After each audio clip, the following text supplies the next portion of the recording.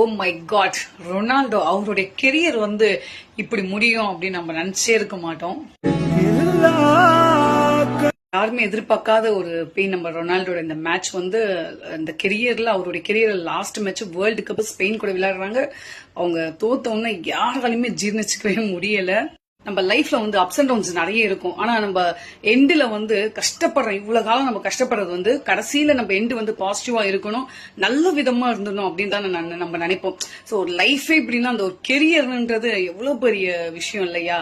எனக்கு ஃபெயிலியர் ஆகிறப்பெல்லாம் உண்மையாலே நான் ரொனால்டோட இன்டர்வியூ நிறைய பார்த்திருக்கேன். ஸோ அந்த டைம்ல நான் ஒன்று பார்த்த விஷயம் நான் இப்போ உங்க கூட ஷேர் பண்றேன்.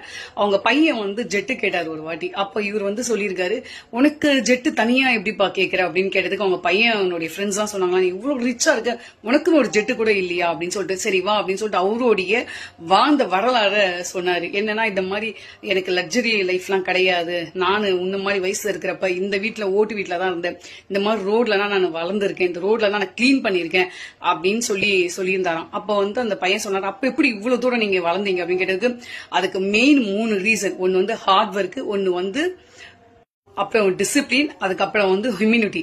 இது கண்டிப்பா ஒரு மனுஷனுக்கு தேவை அப்படின்னு சொன்னாராம். அதை பார்த்துட்டு அந்த பையன் வந்து அழுதுட்டு, அப்பா உங்களை மாதிரி தான் நான் இருப்பேன்னு அதுக்கப்புறம் அவன் வந்து அவ்வளவு ஹார்ட் ஒர்க் பண்ண ஆரம்பிச்சானா. விட ரொம்ப எமோஷனான விஷயம் என்னன்னா, லாஸ்ட் இயர் வந்து இதே டைம்ல தான் அவங்க ஃப்ரெண்டு வந்து தவறினாரு. சோ அவருடைய ஜெர்சி போட்டு தான் இந்த கிரவுண்ட் உள்ளே அவர் நுழைஞ்சாரு. இந்த கிரவுண்டை விட்டு அவர் சாதாரணமாலாம் வெளியே போகல. கண்ணீர் விட்டு இயற்கையும் மழையா பெஞ்சுதான் அவர் வழி அனுப்பி வச்சிருக்கு. இருந்தாலும் என்னை பொறுத்த வரைக்கும் வலி தானே. ஃபுட்பால் கூட தெரியாம இருக்கலாம், ஆனா நம்ம ரொனால்டோ தெரியாம இருக்க வாய்ப்பே இல்லை. அவரு கால்பந்து விளையாடி நம்ம மனசெல்லாம் கலங்க வச்சவர் தான் நம்ம ரொனால்டோ. அவருடைய ஸ்டைலே வந்து அந்த 2 முட்டியும் போட்டு சல்லுன்னு சருகுவார் பாருங்களேன். அது யாருக்குமே அந்த பர்ஃபெக்ஷன் வராது. ஆனா இவரு வேற மாதிரி. அவருடைய ஸ்டைல்லாம் அப்பா மறக்கவே முடியல. என்னால பேசணும் பேசிட்டே போலான்ற மாதிரி இருக்கு.